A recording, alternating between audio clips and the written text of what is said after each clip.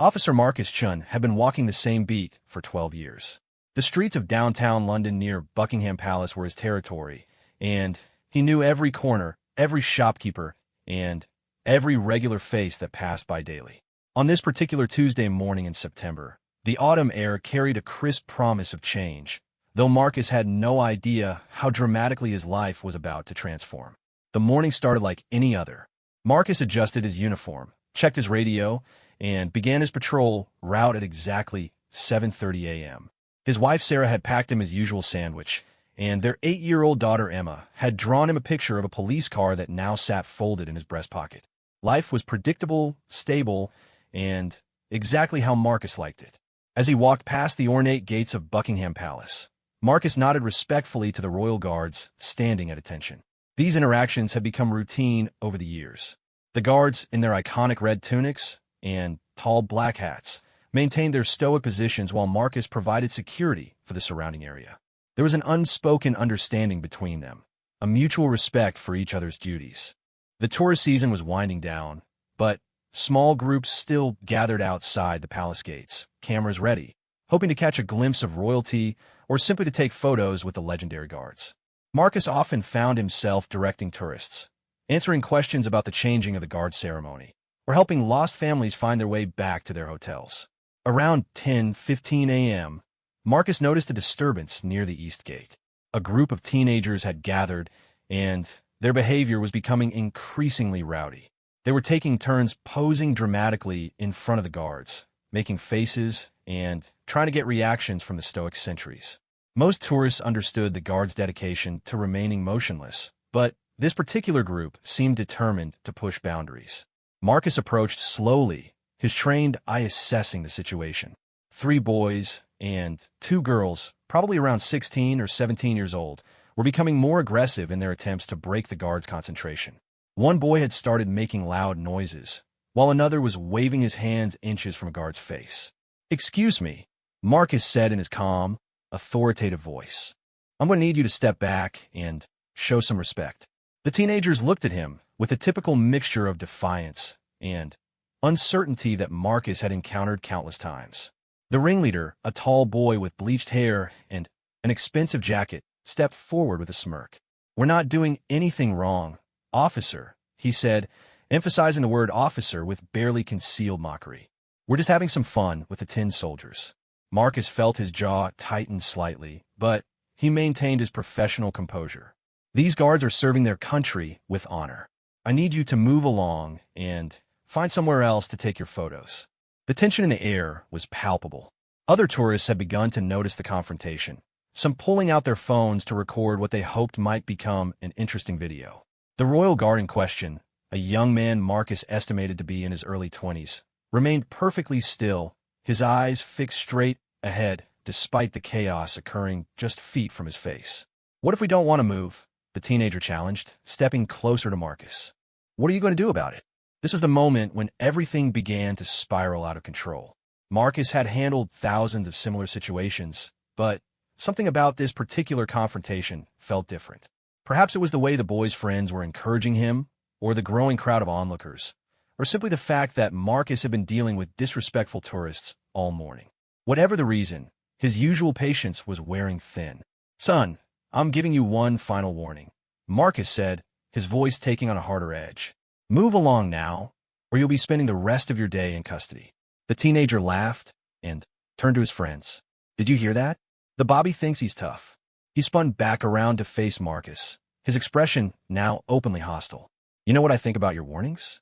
What happened next occurred in slow motion, yet happened so fast that Marcus barely had time to process it. The boy suddenly lunged forward, not toward Marcus, but toward the royal guard.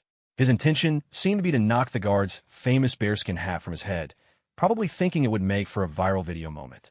Marcus reacted instinctively. His police training kicked in, and he moved to intercept the teenager's advance toward the guard. In that split second, his focus was entirely on protecting the royal guard from assault. He reached out to grab the boy's arm, but the teenager twisted away at the last moment.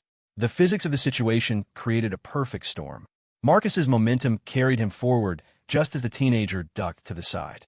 The royal guard, maintaining his disciplined position despite the chaos, remained exactly where he had been standing. Marcus, off balance from his attempted grab at the teenager, stumbled forward. The collision was inevitable. Marcus's shoulder connected with the guard's chest with a force that sent both men stumbling. The guard, caught completely off guard by the unexpected contact, lost his balance and fell backward onto the pavement. His rifle clattered against the stone, and his immaculate uniform was suddenly dusty and disheveled. Time seemed to freeze.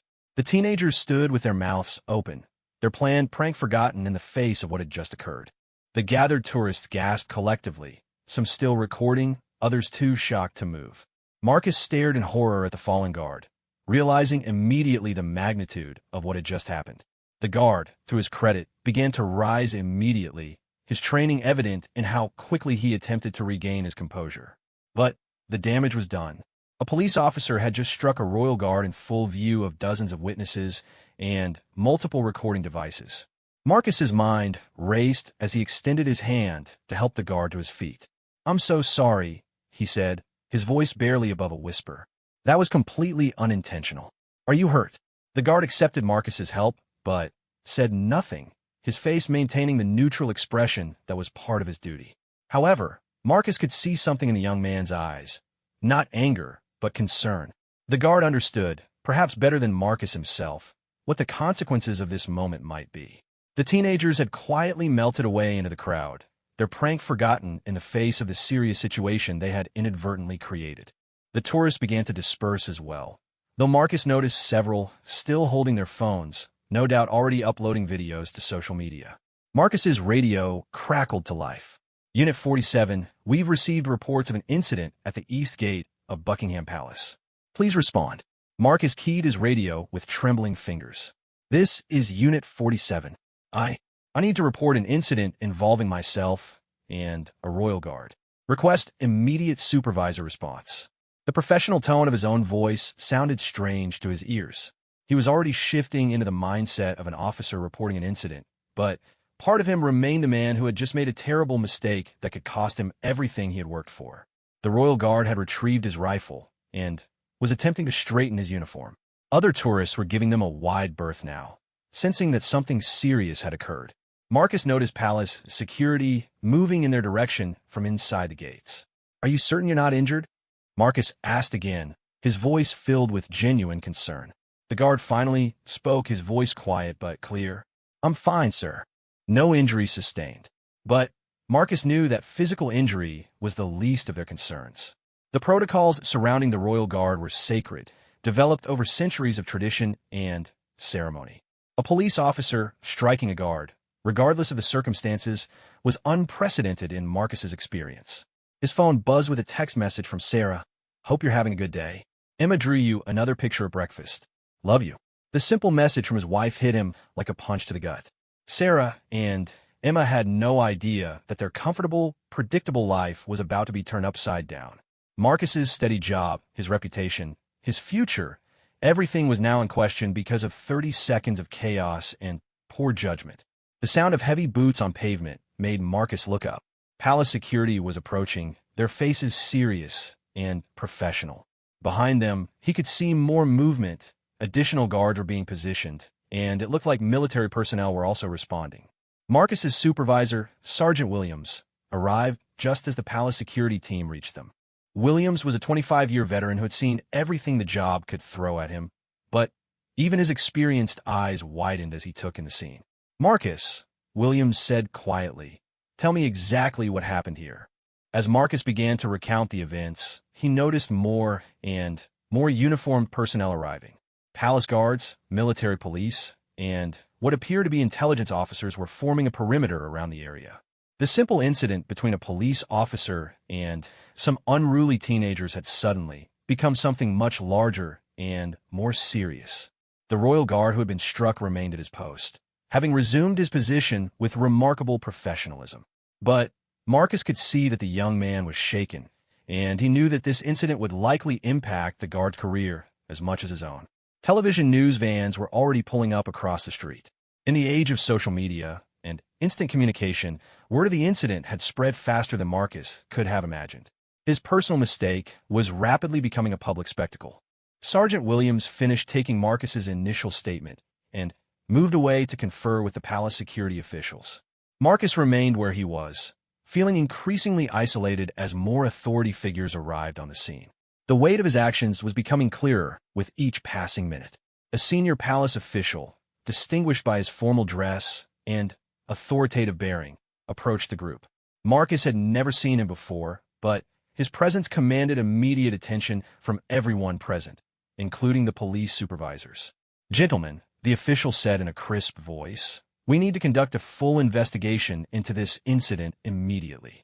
No one leaves this area until we have a complete understanding of what occurred and why." Marcus felt his heart sink further.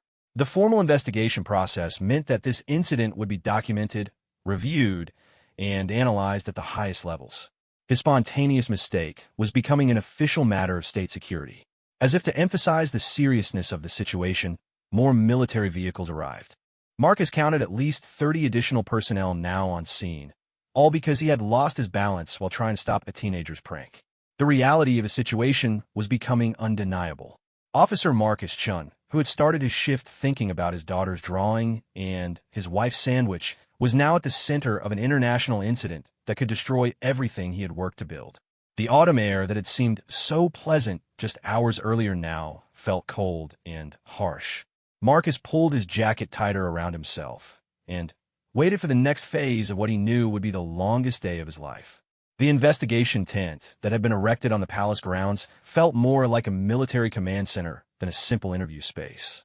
Marcus sat across from Detective Inspector Catherine Morrison, whose reputation for thoroughness was legendary throughout the Metropolitan Police.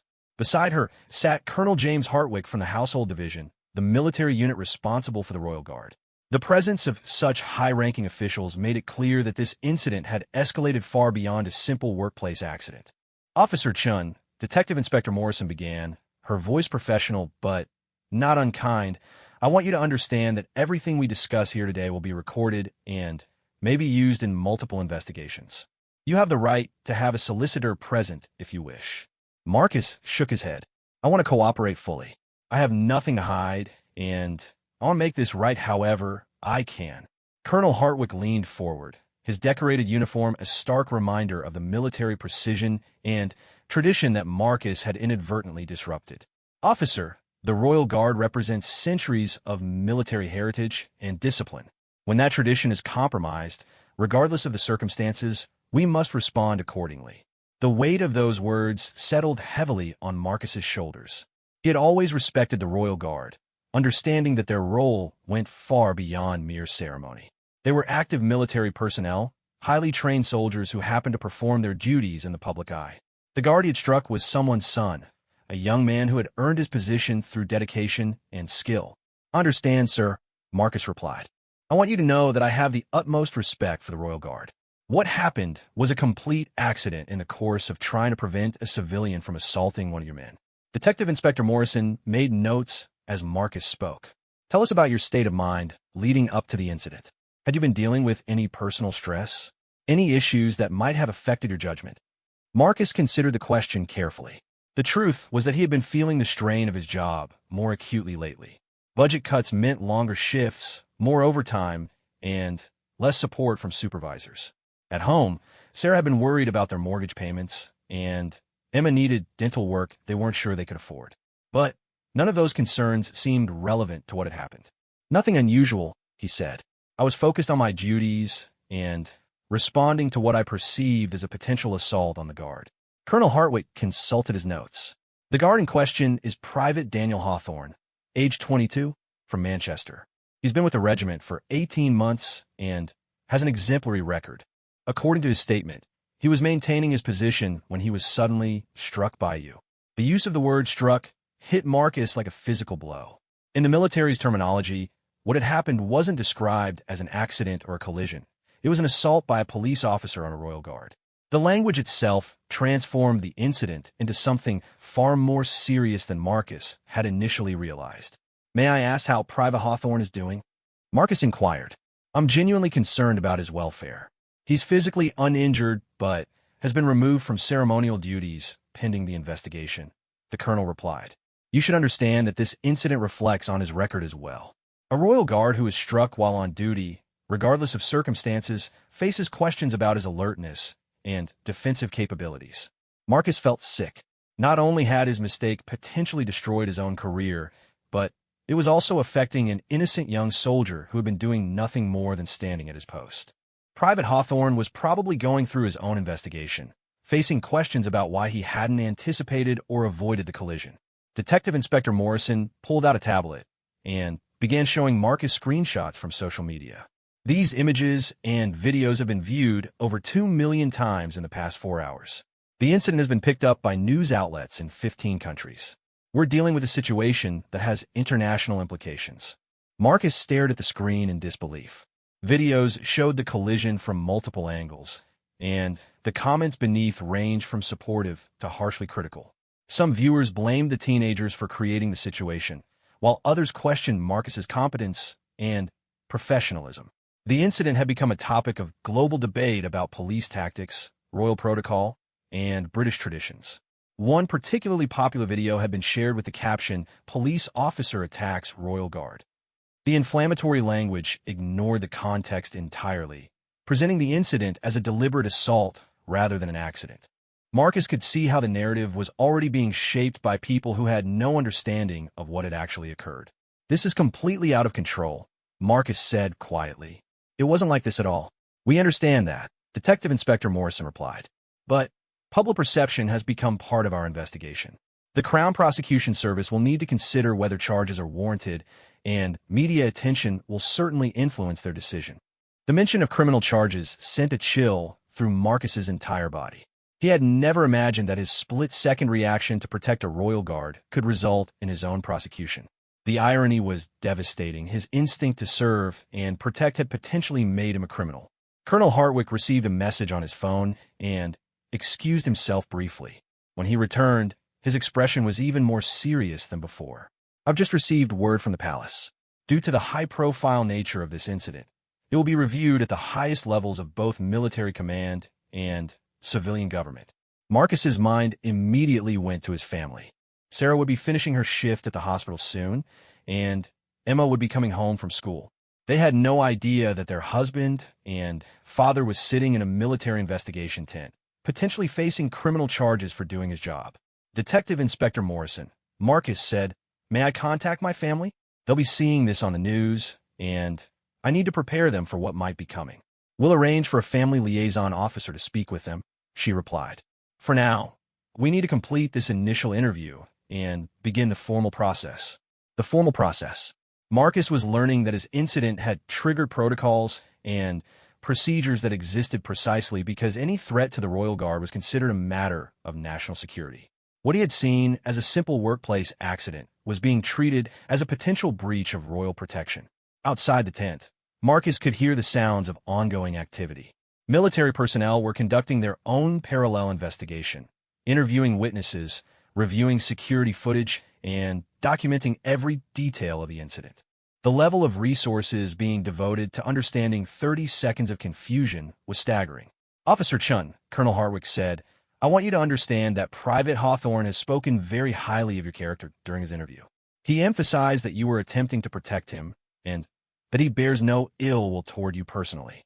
However, military protocol and public perception are factors beyond anyone's personal feelings." This was perhaps the hardest part for Marcus to accept. Even though Private Hawthorne understood what had happened and held no grudge, the institutional machinery had already begun moving. Investigations, reviews, and decisions would be made by people who had never met either of them and who were concerned with policy rather than individual circumstances. Detective Inspector Morrison began reviewing Marcus's personnel file on her tablet. "You have an exemplary record, Officer Chun. 12 years of service, multiple commendations, no disciplinary actions. Your supervisors describe you as professional, reliable, and dedicated to your duties." "That's because I am," Marcus replied. "This incident doesn't represent who I am or how I approach my job. It was a momentary loss of balance in a chaotic situation." "We understand that," she said. "But we also need to determine whether there were any procedural violations in how you handled the situation with the teenagers. Some witnesses suggest you could have requested backup before approaching them alone." Marcus felt frustration building. Every decision he had made that morning was being scrutinized, and second-guessed by people who hadn't been there. The teenagers hadn't seemed particularly dangerous, and calling for backup over some rowdy tourists would have been seen as an overreaction by his supervisors. "I assessed the situation as manageable," he said. "I've dealt with similar groups hundreds of times without incident. But this time was different," Colonel Hartwick observed. "And that difference has created consequences that extend far beyond what anyone could have anticipated." The colonel's words crystallized something Marcus was struggling to accept. It didn't matter that he had acted with good intentions, that he was trying to protect the Royal Guard, or that the collision was accidental. What mattered was that it had happened, and the results were now beyond his control. Aide entered the tent and whispered something to Colonel Hartwick, who nodded grimly. "Officer Chun, I need to inform you that this incident has now been elevated to the Joint Intelligence Committee. They're treating it as a potential security breach and will be conducting their own review." Marcus felt the blood drain from his face. The Joint Intelligence Committee was responsible for national security matters at the highest level of government. His accident had somehow become a matter of state intelligence review. "Sir, I don't understand how this is a security issue," Marcus said. "There was no threat to national security. I was trying to prevent a civilian from harassing a Royal Guard." "The security concern isn't about your intentions," Colonel Hartwick explained. "It's about the protocols that were breached and the public attention that has resulted. When royal protection procedures are compromised, even accidentally, it creates vulnerabilities that hostile actors might seek to exploit." Detective Inspector Morrison received a phone call and stepped outside to take it. Marcus could see her through the tent's transparent panel, her expression growing more serious as the conversation continued. When she returned, she was carrying additional paperwork. "Officer Chun, I've just been informed that the Independent Police Complaints Commission will also be opening an investigation. Additionally, the Crown Prosecution Service has requested all materials related to this incident by tomorrow morning." The bureaucratic avalanche was overwhelming. Multiple agencies, committees, and organizations were now involved in examining every aspect of Marcus's life and career. His simple mistake had triggered a response that seemed completely disproportionate to what had actually occurred. "What does this mean for my family?" Marcus asked. "My daughter is 8 years old. My wife is a nurse who depends on her security clearance for her job. How will this affect them?" Colonel Hartwick's expression softened slightly. "We understand this is difficult, Officer Chun. The military investigation will focus solely on the incident itself and its immediate security implications. We have no interest in disrupting your family's life unnecessarily." But Marcus knew that the distinction between professional and personal consequences was often meaningless. If he lost his job, faced criminal charges, or became a public figure associated with controversy, his family would inevitably suffer regardless of official policy. The tent flap opened again, and Sergeant Williams entered with a grim expression. "Marcus, I need to inform you that you're being placed on administrative leave pending the completion of all investigations. You'll need to surrender your warrant card, radio, and any other police equipment." The moment Marcus had been dreading had arrived. He was no longer Officer Chun. He was simply Marcus, a man whose career had just been suspended because of 30 seconds of poor judgment. He slowly removed his warrant card from his wallet, feeling as though he was surrendering part of his identity. "The department will provide you with a representative for any legal proceedings," Sergeant Williams continued. "You should probably consider getting your own solicitor as well." As Marcus handed over his police equipment, he realized that this was only the beginning. The investigations, reviews, and legal proceedings could continue for months. His life had been permanently altered by a moment that had lasted less time than it took to tie his shoes. The journey home from the investigation felt like traveling through a different world. Marcus sat in the passenger seat of Sergeant Williams's car, watching familiar streets pass by with new eyes. Every news van, every person with a phone, every police officer they encountered reminded him that his life had fundamentally changed in the space of a few hours. "The media circus is going to get worse before it gets better," Williams warned as they pulled into Marcus's street. "There are already reporters calling the station asking for your address and personal information. We've managed to keep that confidential for now, but you should prepare your family for attention." Marcus's heart sank as he saw the small group of people gathered outside his house. 3 reporters with cameras and notebooks were standing on the public sidewalk, clearly waiting for him to return home.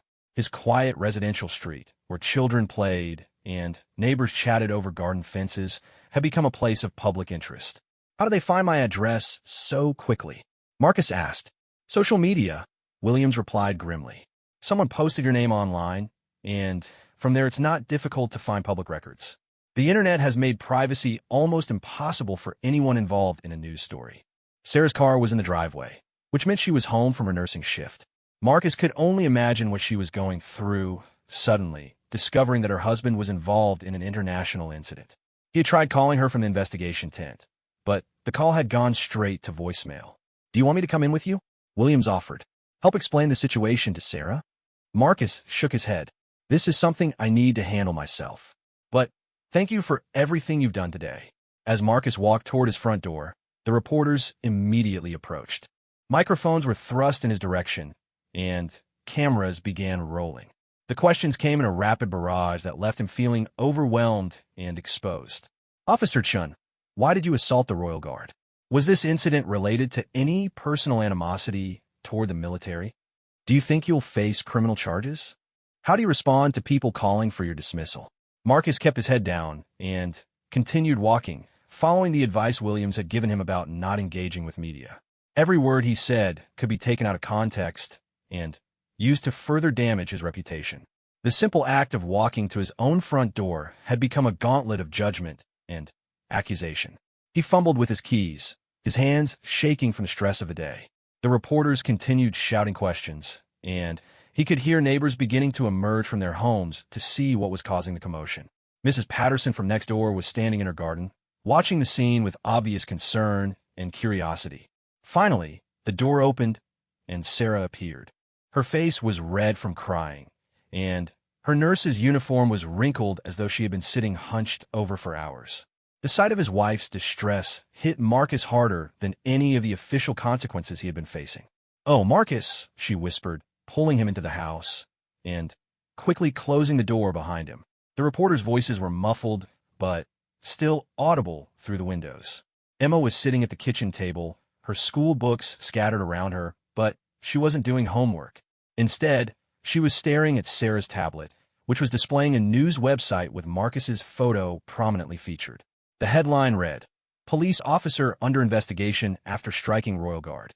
"Daddy," Emma said, her 8-year-old voice filled with confusion. "Why are people saying you hurt someone? You help people. That's your job." Marcus knelt down beside his daughter, struggling to find words that would help her understand something he was still processing himself. "Sometimes accidents happen, sweetheart. I was trying to help someone, and I accidentally bumped into another person. Now some people are upset about it. But you didn't mean to hurt anyone, right?" Emma asked, her eyes wide with concern. "That's right, Emma. I would never hurt anyone on purpose." Sarah guided them away from the window, where camera flashes were occasionally visible through the curtains. "Marcus, I've been getting phone calls all afternoon. People from newspapers, television stations, even some lawyer who said he wanted to represent you. I didn't know what to tell them." Marcus pulled his wife into his arms, feeling the weight of how his mistake was affecting the people he loved most. "I'm so sorry, Sarah. I never imagined anything like this would happen." "Tell me exactly what happened," she said. "I've seen the videos online, but they don't show everything. I need to hear it from you." As Marcus recounted the events of the morning, he watched Sarah's expression change from confusion to understanding to deep concern. She was a smart woman who understood the complexities of institutions and bureaucracy through her work in the healthcare system. "So you were trying to protect the guard, and you accidentally collided with him?" she summarized. "That's exactly what happened. But the investigation is treating it as much more serious than that. They're talking about criminal charges, security breaches, international implications. I feel like I'm caught in a nightmare." Emma had been listening quietly, and now she spoke up. "Can I still tell people my daddy is a police officer?" The innocent question broke Marcus's heart. His daughter's pride in his profession had always been one of his greatest sources of satisfaction. The thought that she might now be embarrassed or confused about his work was devastating. "Yes, sweetheart," he said, though he wasn't sure how long that would be true. "I'm still a police officer. I just made a mistake, and we're working to fix it." Sarah's phone rang, and she glanced at the screen before declining the call. "That's the 4th reporter in the past hour. Marcus, we need to think about getting some legal help. This is beyond anything we can handle ourselves." Marcus nodded. The reality of his situation was becoming clearer as the shock wore off. He was facing potential criminal charges, definitely facing internal disciplinary action, and certainly facing public scrutiny that could last for months. Without professional legal guidance, he was vulnerable to making additional mistakes that could worsen his situation. Williams mentioned that the department would provide representation, Marcus said, but he also suggested getting our own solicitor. "We can't afford a good lawyer," Sarah said quietly, mindful of Emma's presence. "Not with the mortgage and everything else. And if you lose your job," the financial implications hit Marcus like a physical blow. Their comfortable middle-class life depended entirely on his police salary and Sarah's nursing income. Legal fees could drain their savings quickly, and if he was terminated or prosecuted, they could lose everything they had worked to build. Emma got up from the table and walked to the window, trying to peek through the curtains at the reporters outside. "Why are those people at our house?" she asked. "They're reporters," Marcus explained. "They want to tell people about what happened today, but we don't have to talk to them if we don't want to. Are they going to stay here?" Emma's voice carried the worried tone that children use when their safe world suddenly feels uncertain. Sarah knelt down beside their daughter. "They'll probably leave soon, sweetheart. This is just temporary." But Marcus wasn't sure that was true. Depending on how the investigations developed, media attention could continue for weeks or even months. Their quiet family life, their privacy, their sense of security, all of these things have been disrupted by his 30 seconds of poor judgment. The landline phone rang, and Sarah checked the caller ID before answering. "Hello, Mrs. Chun. This is reporter Janet Morrison from the BBC. I was hoping to speak with your husband about today's incident at Buckingham Palace." Sarah hung up immediately, but the call had shaken her. "They're calling our home phone now. How did they get that number?" Marcus realized that their lives had become public property in a way he had never experienced before. The privacy and anonymity that most people took for granted had been stripped away by his involvement in a news story. Every aspect of their lives was now potentially subject to public scrutiny. "We need to call my mother," Sarah said suddenly. "She'll be worried sick if she sees this on the news without hearing from us first." Marcus's mother-in-law lived in Scotland and had always been supportive of his police career. But she was also a traditional woman who valued reputation and stability above all else. The thought of explaining this situation to her added another layer of stress to an already overwhelming day. "Maybe we should wait until we know more about what's going to happen," Marcus suggested. "Marcus, this is on the international news. She's going to see it whether we tell her or not. Better that it comes from us." The doorbell rang, causing all three of them to freeze. Through the frosted glass, they could see the silhouette of someone in official dress. Marcus approached the door cautiously and was relieved to see a uniformed police officer rather than another reporter. "Officer Chun, I'm PC Thompson from the Family Liaison Unit. I've been assigned to help you and your family navigate the media attention and any safety concerns that might arise." Marcus opened the door, keeping the chain latch engaged initially. PC Thompson showed her identification and explained that she would be available to help coordinate with media relations and provide security advice if needed. "Are we in danger?" Sarah asked, joining Marcus at the door. "Not directly," PC Thompson replied, "but high-profile cases sometimes attract unwanted attention from various groups. We want to make sure you're prepared and have support available if you need it." The idea that his family might need police protection because of his mistake was surreal. Marcus had always been the one providing security for others. Now he was learning what it felt like to be vulnerable and exposed.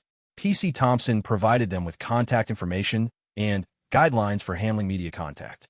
She also suggested temporary measures to ensure their privacy and safety, including varying their daily routines and being aware of their surroundings. After she left, the three of them sat around the kitchen table, trying to process the day's events.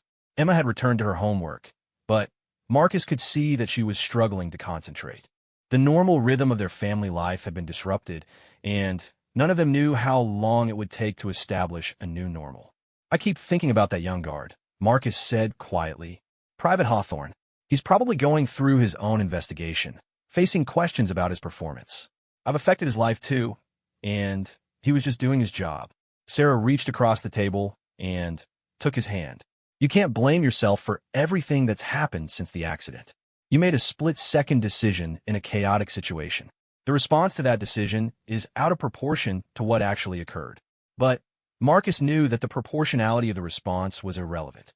What mattered was that it was happening, and he had to find a way to navigate through it while protecting his family and salvaging what remained of his career.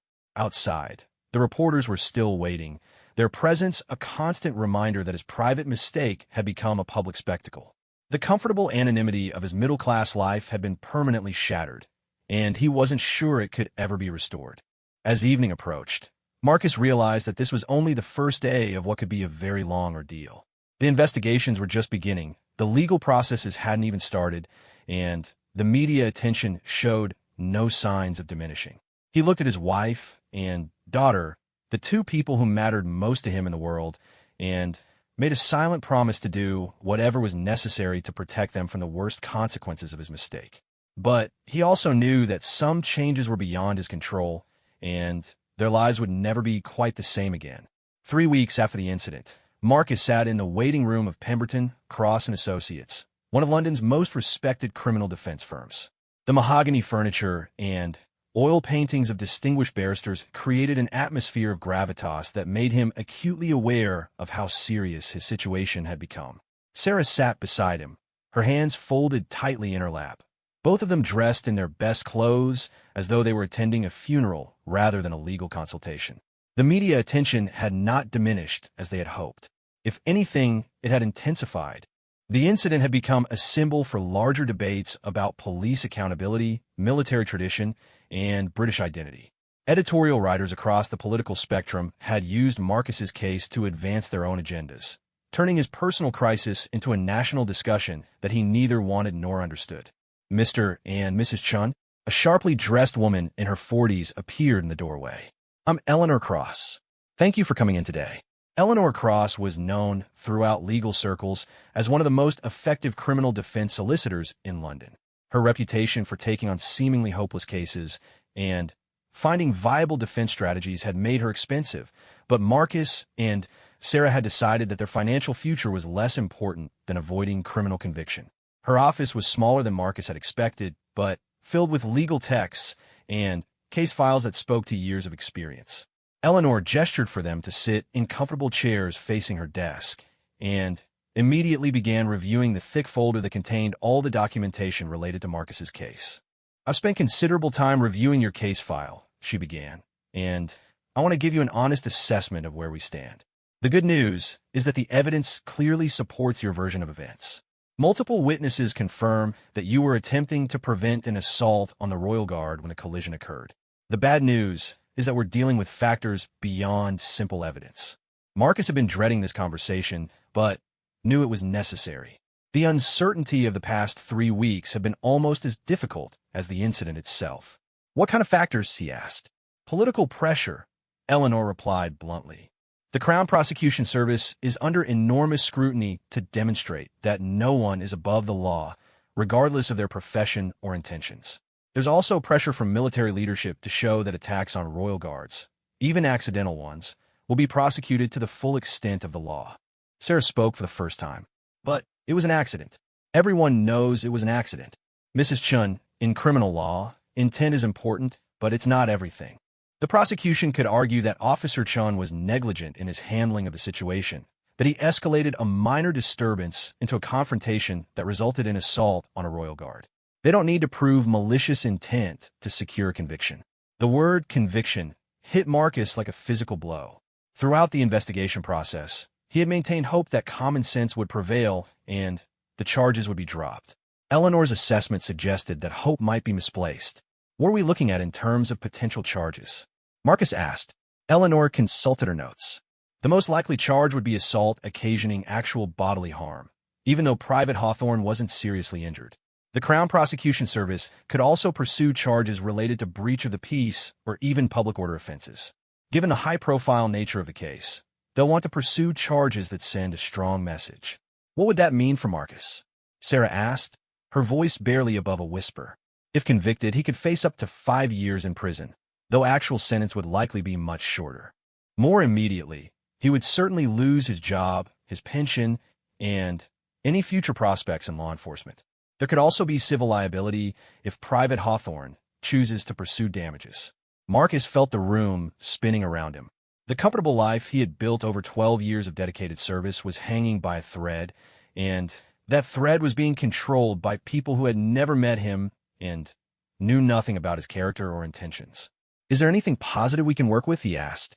Eleanor's expression softened slightly. "Actually, yes. Private Hawthorne has been remarkably supportive in his statements. He's consistently emphasized that he believes you were acting to protect him, and he's expressed no desire to pursue personal charges. His testimony could be crucial in establishing your good faith intentions." Marcus felt a surge of gratitude toward the young guard. Despite the fact that the incident had disrupted Private Hawthorne's own career and subjected him to military investigation, he had maintained his integrity and honesty throughout the process. "We've also received some unexpected support from other quarters," Eleanor continued. "Several prominent police organizations have issued statements supporting you, and there's been significant public sympathy for your situation. Not everyone believes that criminal prosecution is warranted." This was the first positive news Marcus had heard in weeks. The isolation and shame he had been feeling had made him believe that everyone viewed him as a dangerous incompetent who deserved whatever punishment he received. However, Eleanor continued, "Public opinion isn't what determines prosecution decisions. The Crown Prosecution Service operates based on evidence and legal precedent, not popular sentiment." Sarah pulled out a folder she had been carrying. "We brought our financial information, as you requested. I need to know how much this is going to cost, and whether we can afford to fight this properly." Eleanor reviewed the documents with the practiced eye of someone accustomed to assessing clients' resources. "Your situation is challenging, but not impossible. I would estimate that a full defense, assuming the case goes to trial, could cost between £50,000 and £80,000. The number hung in the air like a death sentence. Marcus and Sarah's combined annual income was barely £60,000. Fighting the charges would bankrupt them even if they won. "Do we have any alternatives?" Sarah asked. "We could explore plea bargaining," Eleanor replied. "If Marcus were willing to plead guilty to a lesser charge, we might be able to negotiate a sentence that avoids prison time and minimizes the long-term consequences." Marcus shook his head immediately. "I'm not pleading guilty to something I didn't do. I was doing my job, try to protect someone. I won't say I committed a crime when I know I didn't." Eleanor nodded approvingly. "I hope you would say that. Plea bargaining in a case like this would essentially be an admission that police officers should be criminally liable for split-second decisions made in good faith. That's a dangerous precedent. So what do we do?" Sarah asked. "We fight," Eleanor replied. "We prepare the best possible defense and force the prosecution to prove their case beyond reasonable doubt. We highlight Marcus's exemplary record, his good intentions, the chaotic circumstances, and the accidental nature of the collision." Marcus felt a glimmer of hope for the first time in weeks. Having a clear strategy and a competent advocate made the situation feel less overwhelming, even if the stakes remained enormous. "There's something else you should know," Eleanor added. "I've been contacted by a documentary filmmaker who's interested in following your case. He believes that your situation highlights important issues about police accountability and military tradition. He's offering to cover your legal expenses in exchange for exclusive access to your story." Marcus and Sarah exchanged glances. The idea of having their personal crisis turned into entertainment was disturbing, but the financial reality of their situation couldn't be ignored. "What would that involve?" Sarah asked. "Cameras following you through the legal process, interviews with family and colleagues, behind-the-scenes access to defense preparation. It would be invasive, but it could provide the resources you need to mount a proper defense." Marcus thought about Emma, who was already struggling with the attention their case had received. The idea of subjecting her to documentary filming seemed cruel, but the alternative might be watching her father go to prison because they couldn't afford proper legal representation. "Can we think about it?" he asked. "Of course, but don't take too long. The filmmaker has other potential subjects, and our window for preparation is limited." As the meeting concluded, Eleanor provided them with additional documentation and a timeline for the various legal proceedings that lay ahead. The complexity of the process was overwhelming, involving multiple agencies, hearings, and deadlines that would consume their lives for months to come. Outside the solicitor's office, Marcus and Sarah walked silently toward their car. The weight of the financial burden and the enormity of the legal challenge ahead felt crushing. Marcus's mistake had not only jeopardized his freedom and career, but was now threatening to destroy his family's financial stability. "We'll figure this out," Sarah said, taking his hand as they reached the car. "We'll find a way to get through this." Marcus wanted to believe her, but the odds seemed stacked against them. A working-class police officer facing the full power of the Crown Prosecution Service, with limited resources and a case that had become politically charged, was not in a strong position. As they drove home, Marcus's phone buzzed with a text message from an unknown number. "Officer Chun, this is Private Hawthorne. I wanted you to know that I've spoken with my solicitor about providing character testimony on your behalf. I believe what happened was an accident, and I want to help in any way I can." The message brought tears to Marcus's eyes. Despite everything that had happened, despite the disruption to both their careers, the young guard was willing to stand up for the truth. It reminded Marcus that this case was about more than legal technicalities and political pressure. It was about two men who had been doing their jobs and found themselves caught in circumstances beyond their control. When they arrived home, Emma was waiting for them with another drawing. This one showed a police officer and a soldier standing side by side, both smiling. At the bottom, she had written in her careful 8-year-old handwriting, "Daddy and his friend." Marcus hugged his daughter tightly, realizing that her innocent understanding of the situation was actually the most accurate. He and Private Hawthorne weren't enemies or adversaries. They were two public servants who had been caught in an unfortunate accident that others had transformed into something much larger and more divisive. As evening approached, Marcus made a decision about the documentary offer. If it meant he could afford to fight the charges properly, if it meant he could clear his name and get back to the job he loved, then he was willing to sacrifice their privacy. The truth of what had happened deserved to be told, and if a documentary could provide that platform, then he would accept the invasion and exploitation that came with it. The battle for his future was just beginning, but for the first time since a police officer struck a royal guard. Within seconds, an entire platoon flooded the scene. Fifth document. 6 months later, Marcus stood outside the Royal Courts of Justice, watching the last of the media crews pack up their equipment. The trial that had consumed his life for half a year was finally over, and the verdict that had seemed impossible just hours earlier was now official. Not guilty on all charges. The jury had deliberated for only 2 hours before reaching their unanimous decision. Eleanor Cross had warned him that quick deliberations could go either way, but the foreman's clear voice declaring not guilty had felt like being brought back to life after months of living in legal limbo. Private Daniel Hawthorne approached from across the street, still in his dress uniform. He had attended every day of the trial, despite pressure from military superiors who worried about the optics of a royal guard supporting a police officer who had been charged with assaulting him. "Officer Chun," Daniel said, extending his hand. "I'm glad justice was served today." Marcus shook the young man's hand, feeling a mixture of gratitude and sadness. "Daniel, I can never thank you enough for what you did. Your testimony made all the difference." "I just told the truth," Daniel replied simply. "What happened was an accident. You were trying to protect me." Anyone who saw the whole situation understood that. The documentary that had funded Marcus's defense had been completed and broadcast 3 weeks before the trial began. The incident, when good intentions go wrong, had presented a balanced view of the case, showing both the chaotic circumstances of the original event and the institutional pressures that had transformed a simple accident into a criminal prosecution. The public response to the documentary had been overwhelmingly supportive of Marcus. Viewers had seen footage of his 12 years of dedicated service, interviews with community members whose lives he had touched, and testimony from colleagues who vouched for his character and professionalism.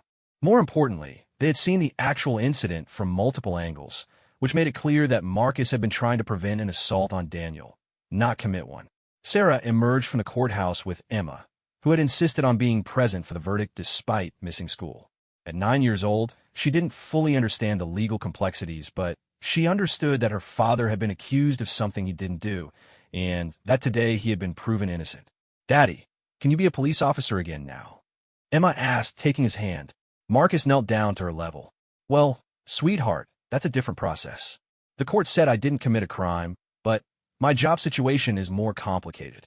The truth was that while the criminal charges had been dismissed, Marcus still faced an internal disciplinary hearing with the Metropolitan Police. His superiors had made it clear that being acquitted of criminal charges didn't automatically restore him to active duty.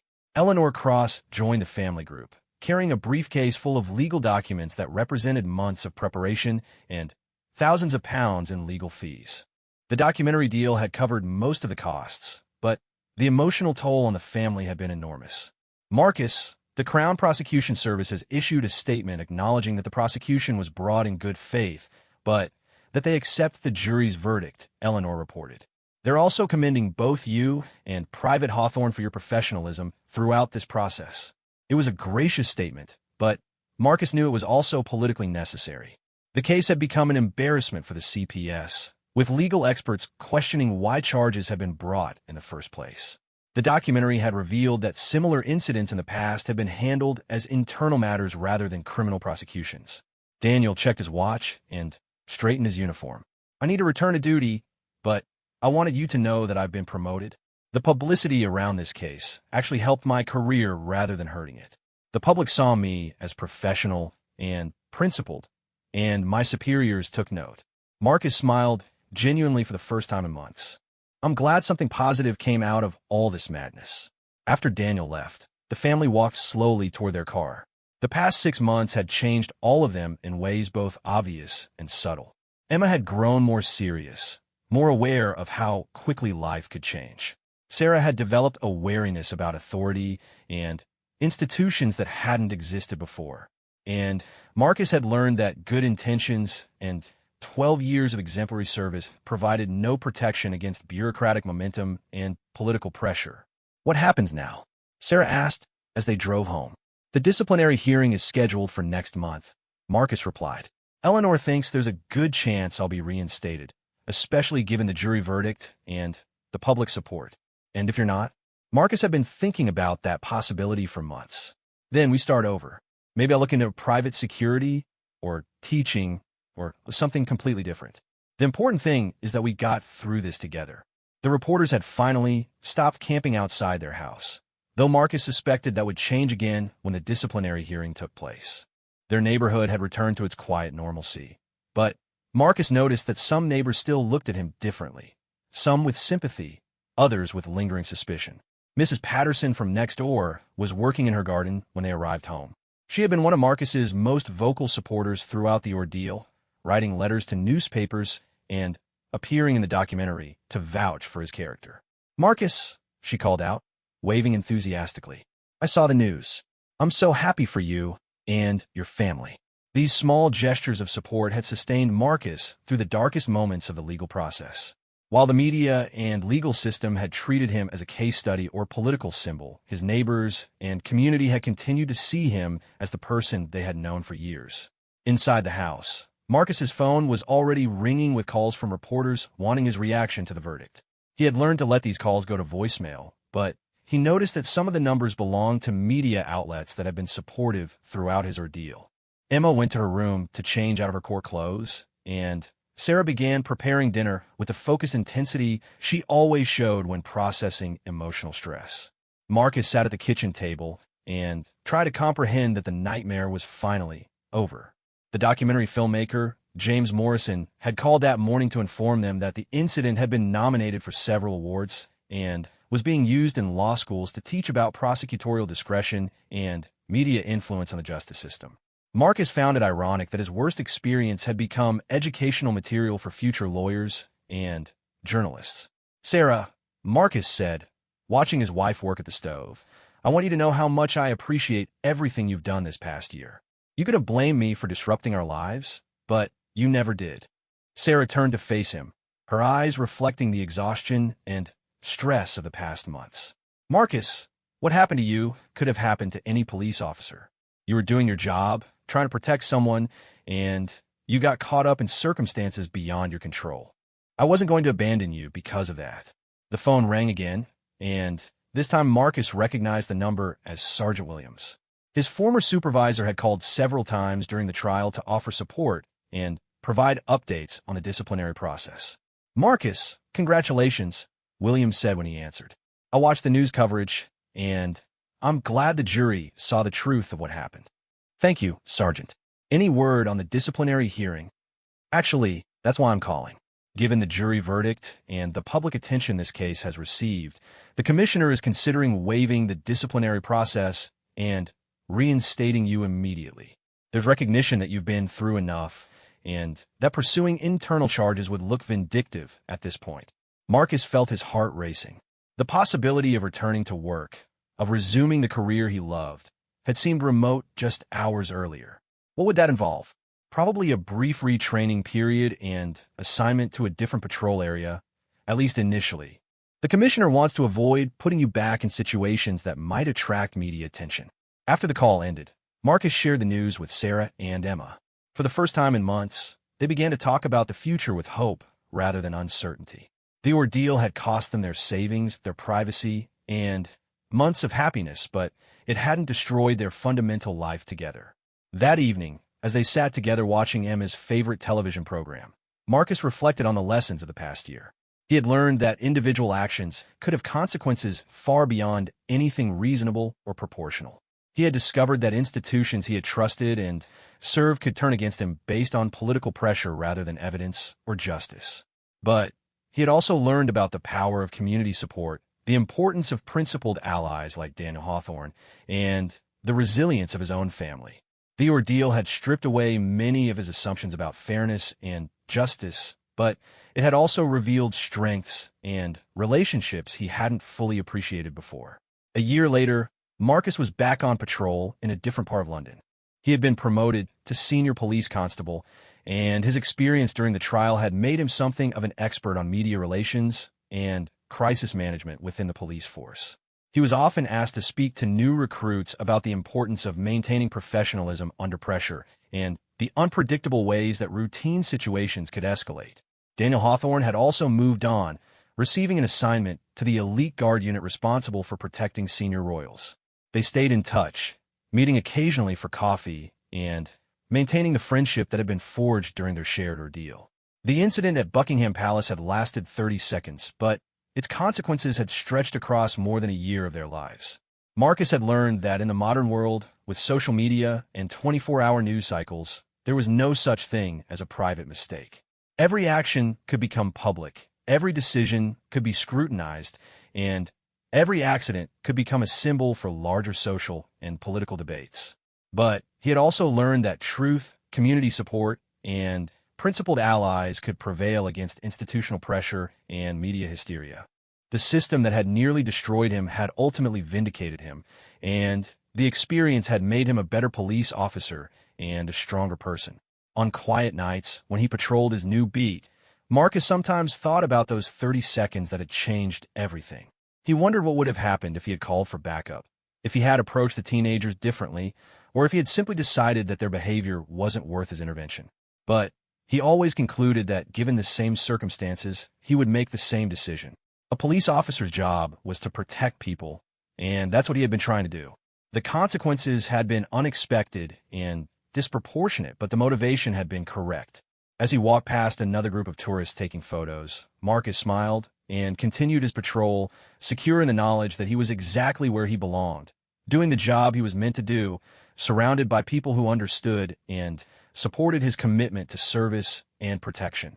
The incident, Marcus felt like he had allies, a strategy, and a fighting chance.